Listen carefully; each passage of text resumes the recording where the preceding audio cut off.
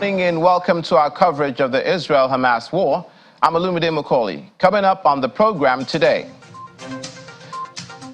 explosions rock Israel-Lebanon border after reported Hezbollah rocket attack.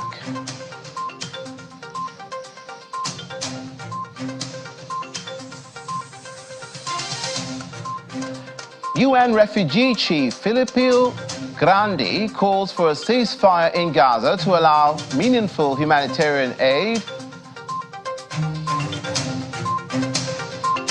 Plus, British Foreign Secretary David Cameron advocates future planning for Gaza post-Israel operations.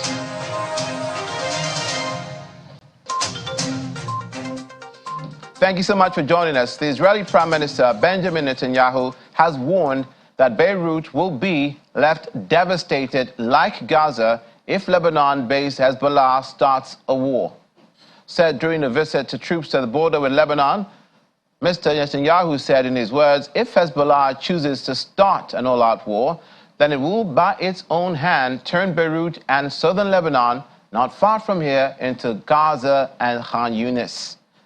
Prime Minister Netanyahu and his Defense Minister Yoav Gallant, accompanied with Chief of General Staff Herzi Halevi, were briefed at the Israeli Army Northern Command, where he met staff officers and other soldiers. Meanwhile, clouds of smoke and the sound of explosions rent the air over the hills along the fraught border between Israel and Lebanon. The renewed hostilities between Israeli forces and militants comes after Israel reported a guided missile attack by Hezbollah in Lebanon, killing a civilian in northern Israel. However, Israeli army released its own video saying it shows airstrikes on Hezbollah terror targets in Lebanon. The UN High Commissioner for Refugees, Filippo Grandi, is calling for a ceasefire between Israel and Hamas, a 7-day pause that saw Hamas release some hostages and an increase in humanitarian aid expired on December the 1st. Mr. Grandi made this call in order to allow for aid into Gaza.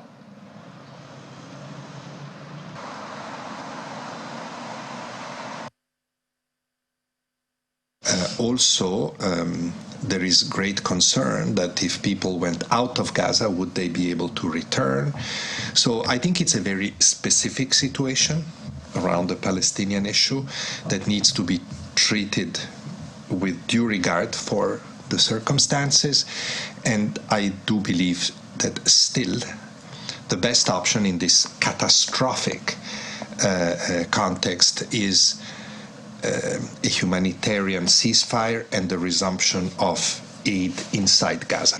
There is no possibility of doing meaningful humanitarian action, so the risks are very high, and the people are piling up in the little sliver of land between Khan Yunis and the Rafah border. So the risks are very high, but I really hope that all pressures be put in place to go back to that pause, humanitarian pause that we witnessed a few days ago, in which at least more aid could go in. And then, of course, as a preamble to meaningful return of diplomacy and of negotiation in this terrible, terrible situation. 2/3 of the Gaza population are refugees already from the 1948-49 conflict and families of those refugees. So this would be additional trauma for a population that is still impacted by that initial flight. Speaking of aid, United Nations Aid Chief Martin Griffiths says there are promising signs that the Karim Shalom crossing in Israel could soon be open to allow more humanitarian aid into Gaza. If that were to happen, Mr. Griffiths said it will represent a major boost for humanitarian operations seeking more access to the densely populated enclave, which has been widely devastated by Israeli bombardment in the 2-month-old Israeli-Hamas war. The Kerem Shalom crossing was used to carry more than 60% of the truckloads going into Gaza before the conflict. Aid currently being allowed into Gaza comes through the Rafah crossing on the Egyptian border, which was designed for pedestrian crossings and not trucks. We're still negotiating and with some promising signs at the moment, access through Kiryat Shalom, that other crossing, as you know, to the west of Rafah, from Israel into Gaza, which has been such a feature of discussion these many weeks. And there are some promising signs now that that may be able to open soon. If we get that, well, it'll be the first miracle we've seen for some weeks, but it will be a huge boost to the logistical process and logistical base of a humanitarian operation. It doesn't mean to say that it will solve the security problems that, of course, I've spoken about, but it will change the nature of humanitarian access. That we do not have a humanitarian operation in southern Gaza that can be called by that name anymore. That the pace of the military assault in southern Gaza is a repeat of the assault in northern Gaza, that it has made no place safe for civilians in southern Gaza, which had been a cornerstone of the humanitarian plan to protect civilians and thus to provide aid to them. But without places of safety, that plan is in tatters. And so what we have at the moment in Gaza, northern Gaza even more difficult, but in Gaza, where we have trucks still crossing daily through the Rafah crossing, is at best humanitarian opportunism to try to reach through some roads which are still accessible, which haven't been mined or destroyed, to some people who can be found, where some food or some water or some other supply can be given. But it's a program of opportunism, it's erratic, it's undependable, and frankly, it's not sustainable. Now, joining us on the program is Mr. Chidi Nwanu, who joins us from London in the UK. Good morning and welcome to the program. But it's a program of opportunism, it's erratic, it's undependable, and frankly, it's not sustainable. If you can hear me, Mr. Nwanu, welcome to the program. Now, joining us on the program is Mr. Chidi Nwanu, who joins us from London in the UK. Good morning and welcome to the program. Good morning. Thank you for having me. We do beg your pardon. We'll try and re-establish contact with Mr. Chidi Nwanu to discuss the Israeli-Hamas war. In the meantime, U.S. Secretary of State Antony Blinken says there remains a gap between Israel's intent to protect civilians and the results on the ground in Gaza. Speaking during a press conference, Mr. Blinken added that Washington talks to Israel on a regular basis about civilian protection. This comes after residents reported fierce battles going on in east of Khan Yunis, southern Gaza's largest city, and Palestinian health officials say 3 Gazans were killed in an Israeli airstrike on a house in Deir el-Balah in central Gaza.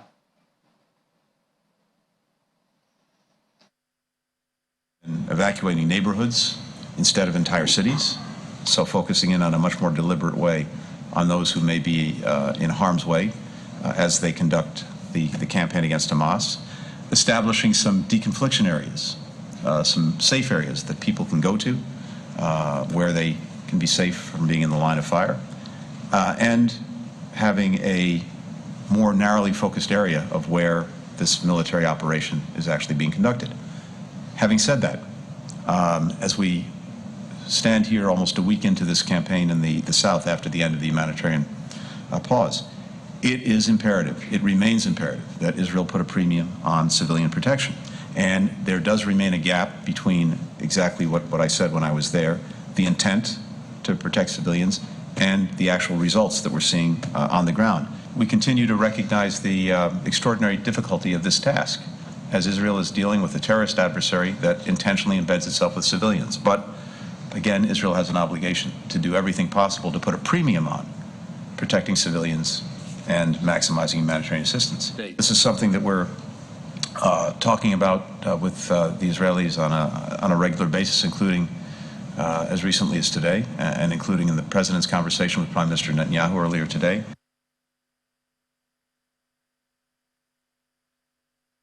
We can speak with Mr. Chidi, who joins us from London, the UK. He's a security expert. Good morning and welcome.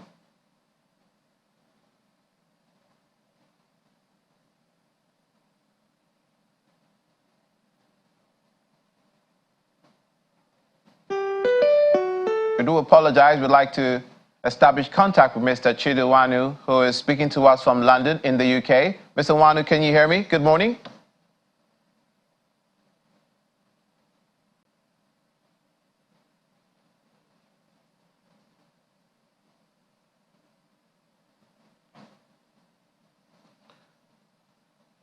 We do sincerely apologize we couldn't establish contact with Mr. Chidi Onwanu. In the meantime, we'd like to speak with Mr. Chukwuemeka Eze. He's a former lecturer on diplomatic and consular relations law, Faculty of Law, Nasarawa State in Abuja. If he's ready, we'd like to speak to him at this moment. Good morning, Mr. Eze. Welcome to the program. Good morning, Olumide. Welcome from your leave. Thank you so much. I wish that I was coming back to possibly the end of the war, but that seems to be pie in the sky for now. Mr. Eze, let's begin with the threats on the northern border against Israel and the ramped-up attacks by Hezbollah. The mere reason that Hezbollah was established in its days was to deter the Israelis' presence in Lebanon. But now that the Prime Minister Benjamin Netanyahu is reading the Riot Act to Hezbollah, saying that southern Lebanon will become like Beirut or northern Gaza, do you think the Hezbollah are ready to engage in an all-out war with the IDF?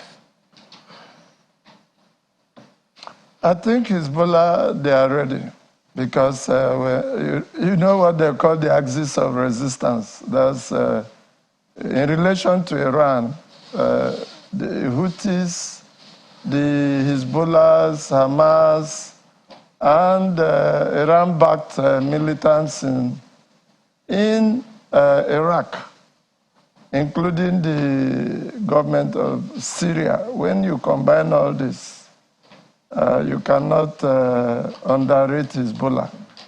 And there are many weapons that Iran will want to test through Hezbollah.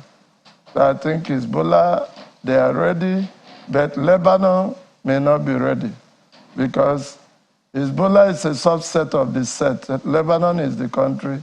Hezbollah is a militant organization within Lebanon. Both within it's also part of its political system. It holds Lebanon in the jugular. Lebanon has a regular army, and Hezbollah is an independent army. So if Hezbollah is ready to fight, I think they are ready, but are they ready to prevent the destruction that Israel is prepared to do to Beirut? I remember the Lebanon war that took place in the 80s, from I think around 1975 to the 80s.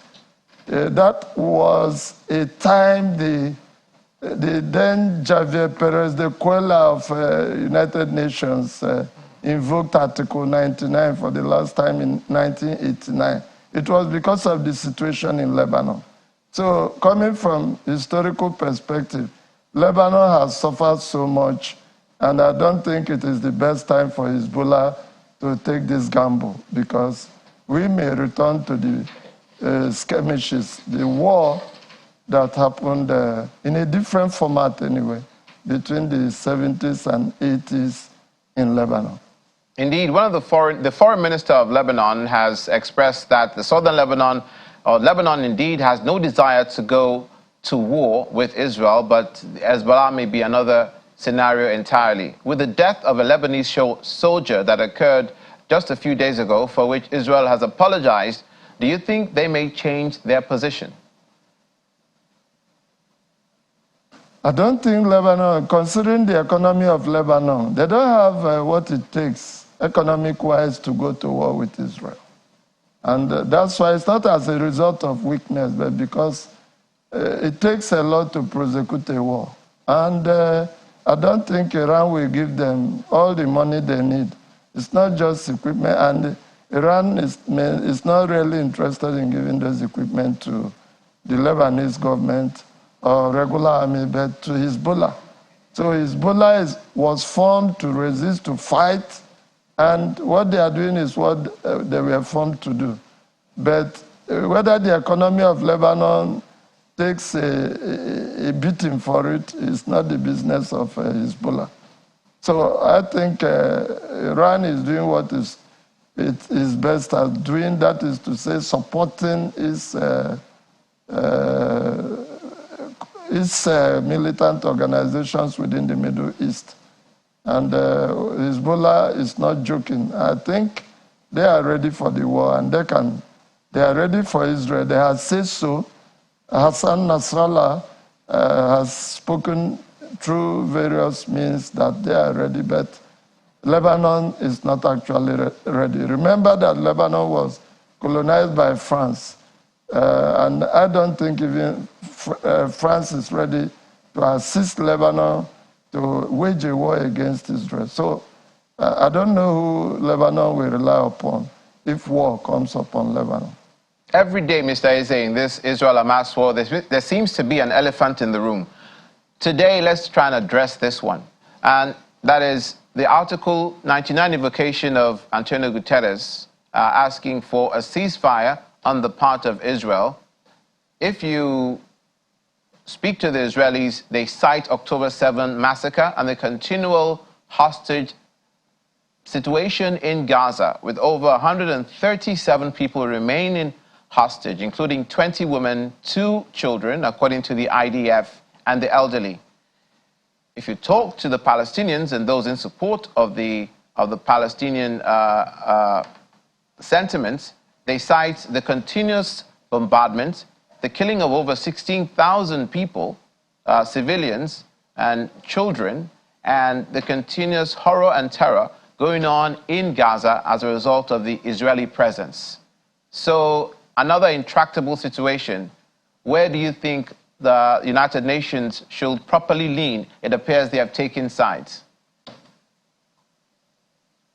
Yes, the United Nations, going by the General Assembly, they are pro the Palestinians. They are pro, I wouldn't say Hamas, because they don't handle the issue from that perspective.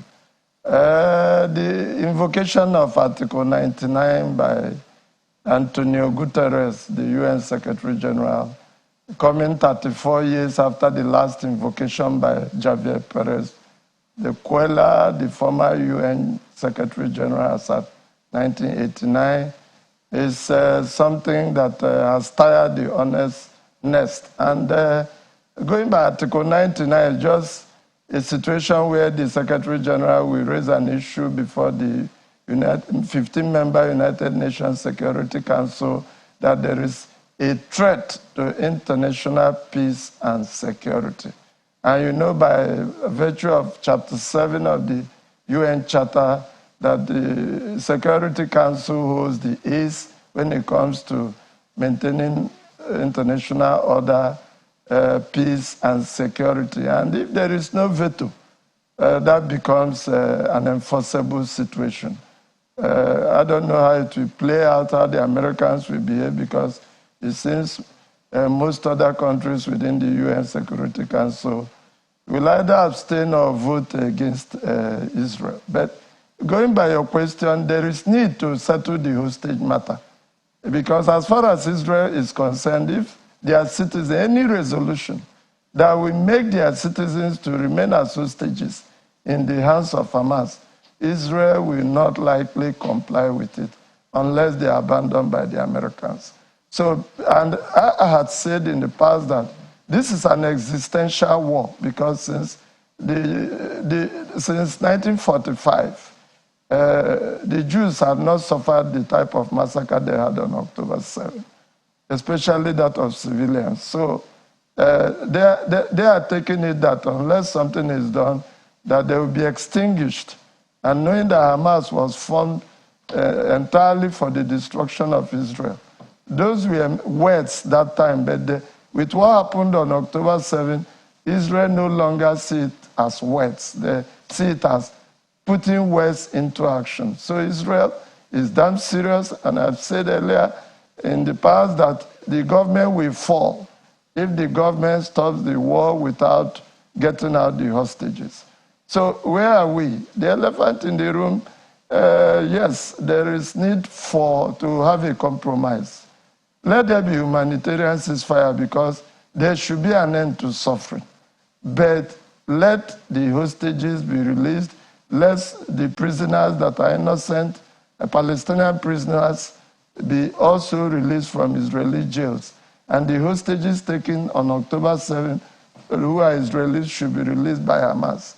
If this is done and aid keeps coming through the Rafah crossing, definitely we'll begin to talk about rebuilding of Gaza.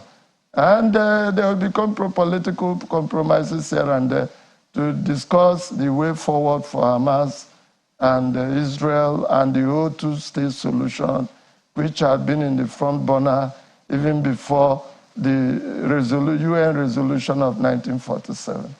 So, Mr. Eze, do you think that the United Nations has done enough to ensure the release of the hostages?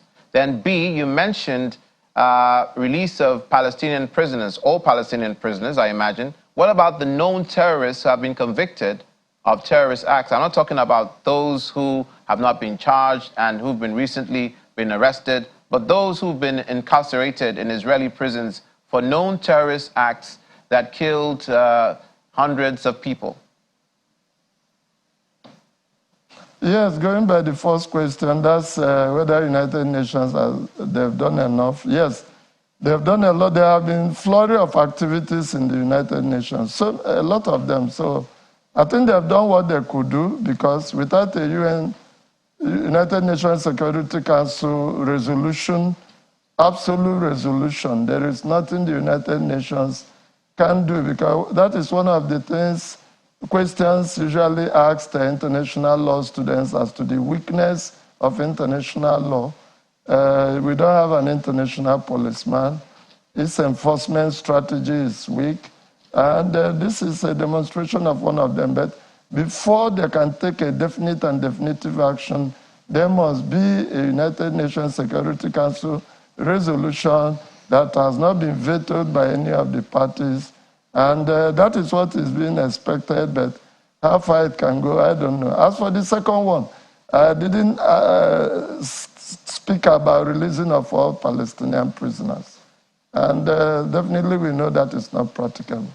We are talking about civilians who are non-combatants.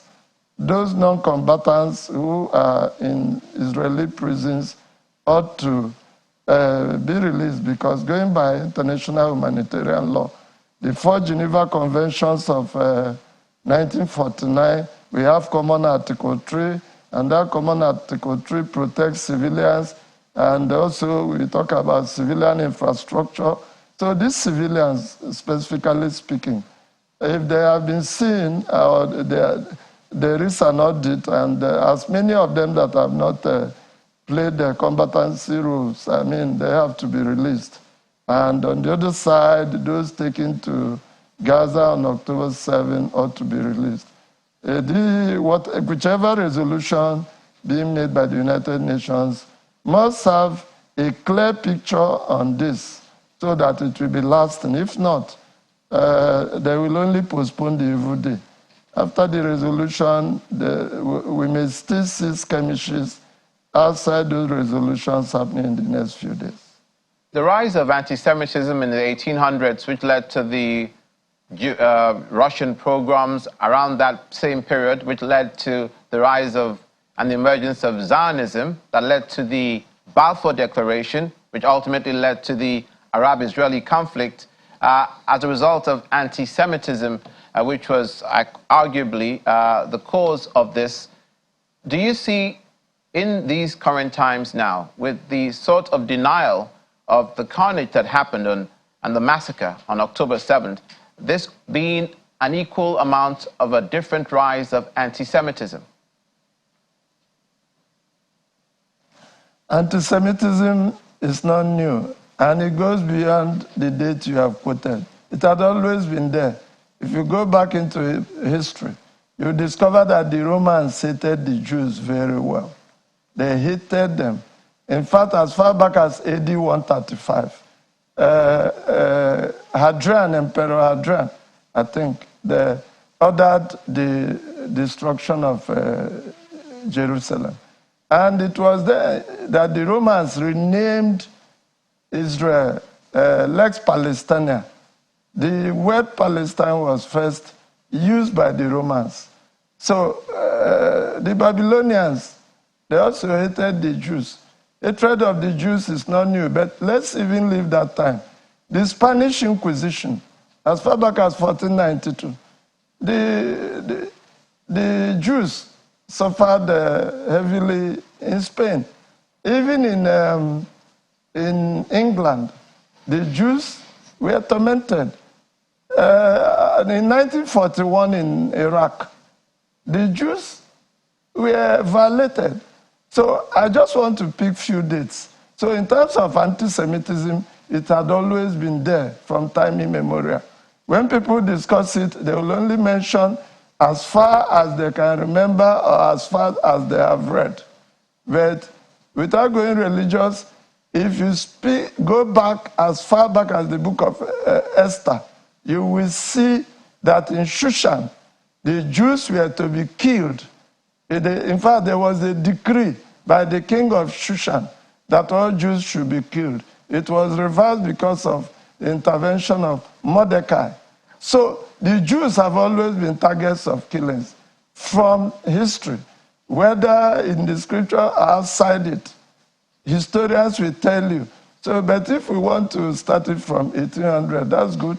But I needed to go a little back for us to know that anti-Semitism is not new. But what we have discussed is modern anti-Semitism.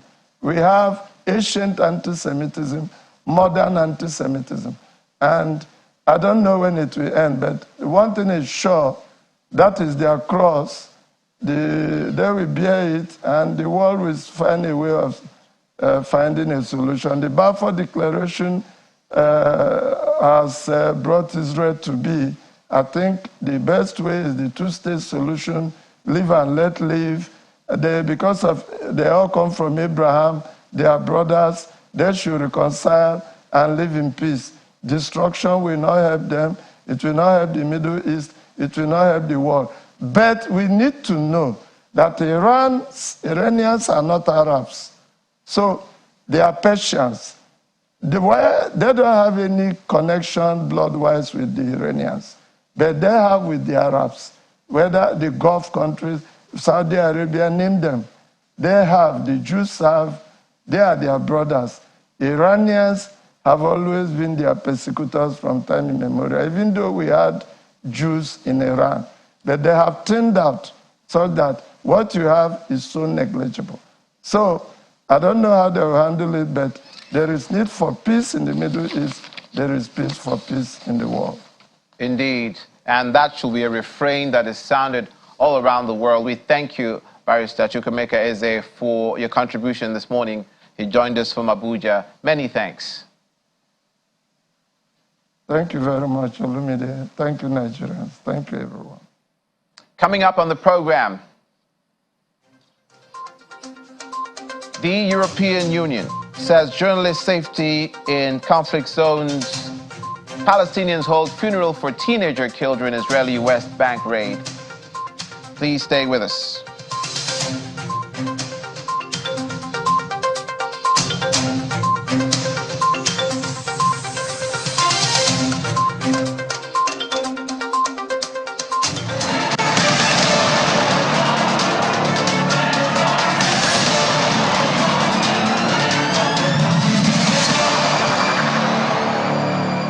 Welcome back to our continuing coverage of the Israel-Hamas war as it enters its about 62nd day.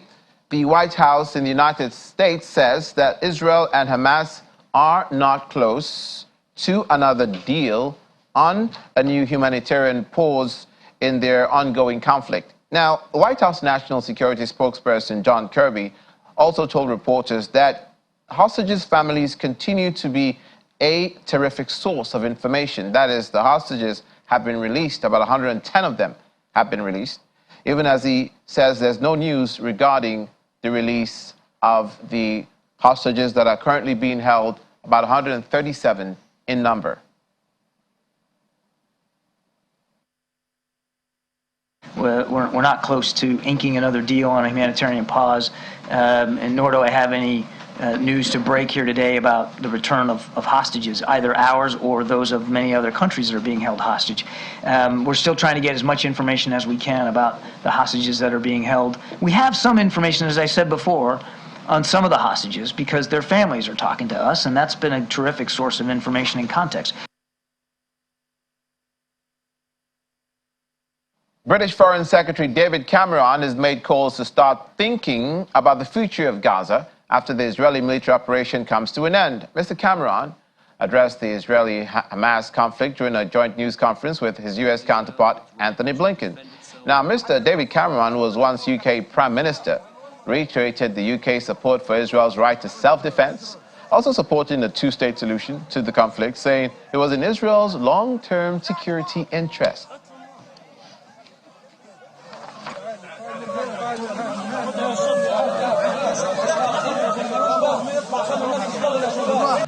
We stand with you in supporting Israel and its right to defend itself and to make sure that they deal with the murderous terrorist sect that is Hamas, that did those appalling things on October the 7th, while at the same time stressing the importance of obeying international humanitarian law and trying to minimize civilian casualties. I very much agree with what you said about the hostage situation. There's no justification for taking and holding hostages in this way. They should all be released, and it's important that those hostages are given access to, or the ICRC is given access to them in the meantime.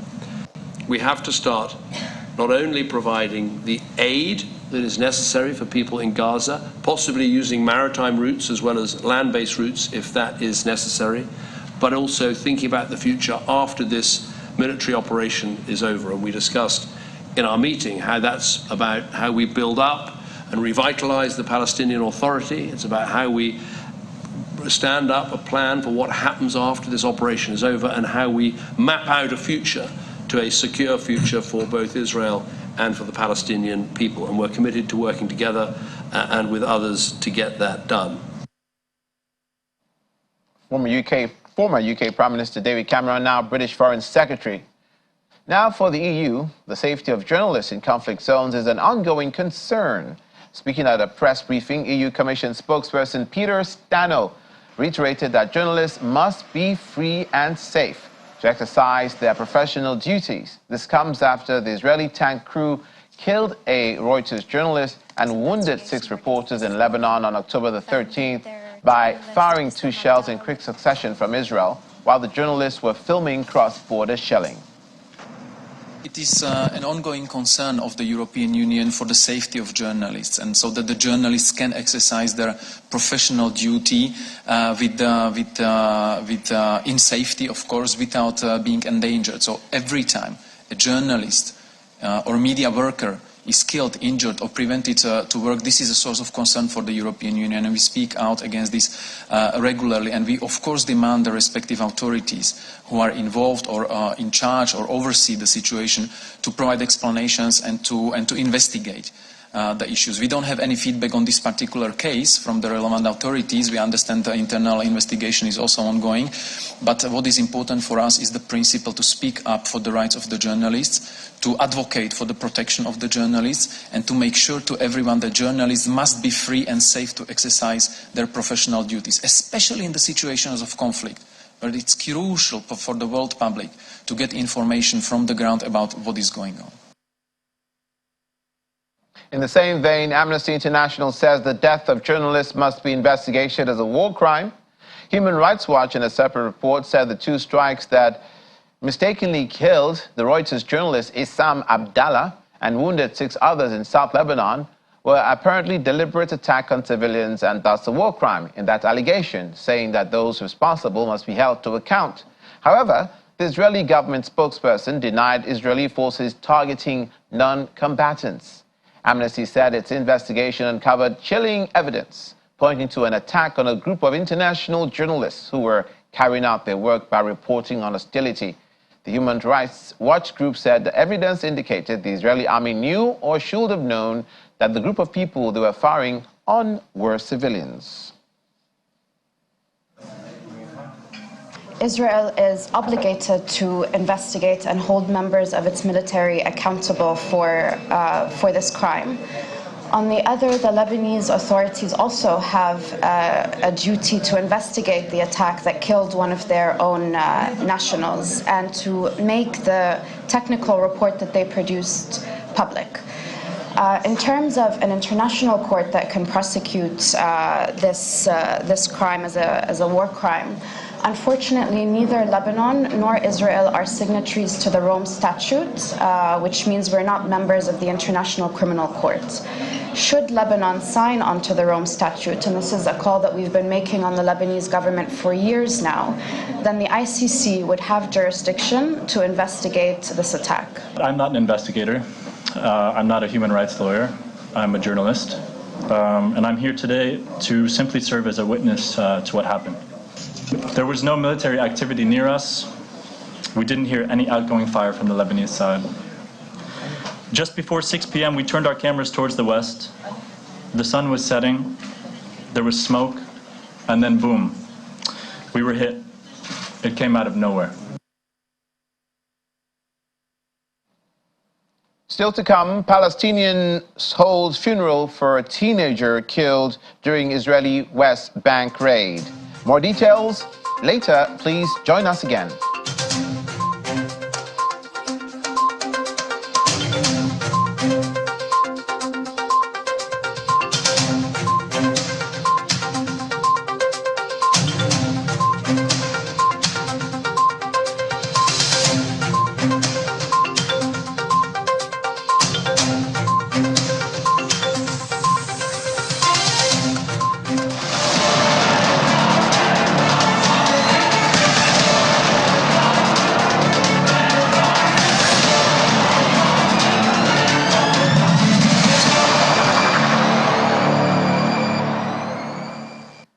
Welcome back. The head of medical charity Doctors Without Borders say that Gaza faces a catastrophe extending far beyond the humanitarian crisis, describing the situation in the densely populated enclave as chaotic.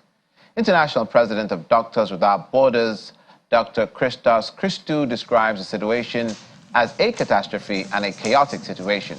In a bid to escape Israeli bombardment, Gazans have amassed at the southern tip of Gaza, heeding Israeli leaflets and messages saying they will be safe on the border with Egypt. The United Nations and aid organizations say nowhere is safe in Gaza. So happy to have winter. My people on the ground keep updating me on the situation, and I can tell you that it has gone far beyond the humanitarian crisis. It is a humanitarian catastrophe. It is a chaotic situation, and I'm extremely worried that very soon people will be in a mode of just trying to survive, which will come with very, very severe consequences. The situation is getting unimaginably terrible at the moment. If I can summarize in 2 words, we see southern Gaza now mirroring what we've seen in North Gaza the previous weeks. The people have been asked to be squeezed in a very small area. More than 1.7 million people in a few square kilometers. You can imagine my teams on the ground keep saying to me that it is unbearable, it is unsustainable. There are tents and people moving all time outside on all the streets. There is no safe place. I keep asking first and foremost for a sustained ceasefire. This needs to stop now. This indiscriminate killing and the civilian harm needs to stop now. We ask for the end of the siege. We think that all people deserve food, water, fuel, and electricity. We are extremely worried about the systematic attacks of the healthcare, and we have also lost people. People were killed because of these attacks, and we want humanitarian aid to flow regularly, to be increased, and to be unconditionally delivered to those that they need it. Israeli students currently on a visit to Germany recall Hamas attacks on October the 7th during what meeting with German students on Thursday. Aiden Borenstein, Ila Bahil, and Ori Hefetz all used to live in the kibbutz Nirim, less than 2 kilometers away from the Gaza Strip. During their visit to Germany, the students have been to schools in Dachau, Nuremberg, and Munich, and have told German school classes about their experiences. They describe how they tried to hide in safe rooms on the community center in the kibbutz, and they had to learn about kidnapped or murdered friends after they were brought to safety. To explain to you. After all it happened, we heard that the terrorists killed someone on the way we passed this house, at the time we passed this house. So I don't know how they didn't see us, but they didn't, lucky for us again. And then we got into our house, we locked the door and closed the blinds. And then we got into the safe room. The safe room can be locked. And after 10 hours, the military and the first responder community team got us out and evacuated us to the community center.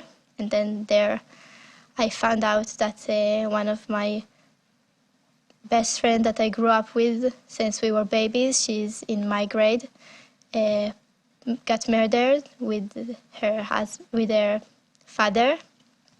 And yeah, we heard a lot of terrible news about people from the kibbutz, and I heard from other kibbutzes that some of my friends got kidnapped to Gaza and some of them got murdered. We had an encounter with another car full of terrorists, and we didn't understand that because it was the start of the event. No one thought of the event would be that big. So we went on, and we don't know what happened to the car, or to the car with the terrorists. And another few minutes goes by when we saw a motorcycle that belonged to a terrorist and his body next to it. And on news you can always see bombs flying and dead bodies, but you can never have a look into the world of the feelings of the people, like what they feel now.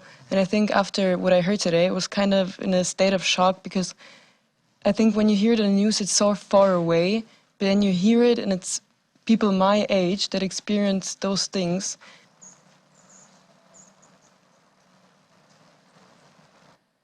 Finally, on the program, Palestinians held a funeral procession for a teenager killed during an Israeli raid in the occupied West Bank. The Palestinian Ministry of Health said 2 Palestinians, one of whom was a 16-year-old Omar Abu Bakr, were killed by Israeli troops during the North and West Bank raid. The West Bank has been seeing surging violence in parallel to Israel's 8-week-old war against Hamas terrorists in the Gaza Strip, another territory where Palestinians seek statehood.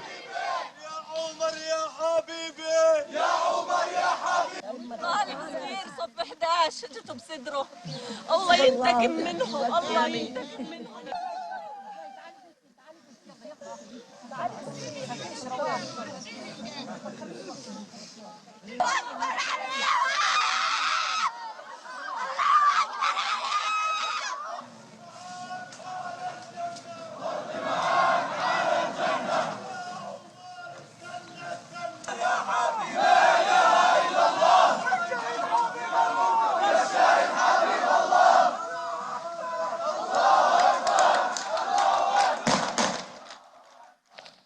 And the war continues in its about 63rd day. And that's where we leave it for this morning's coverage of Israel-Hamas war. Thank you for watching. I'm Olumide Bukhari.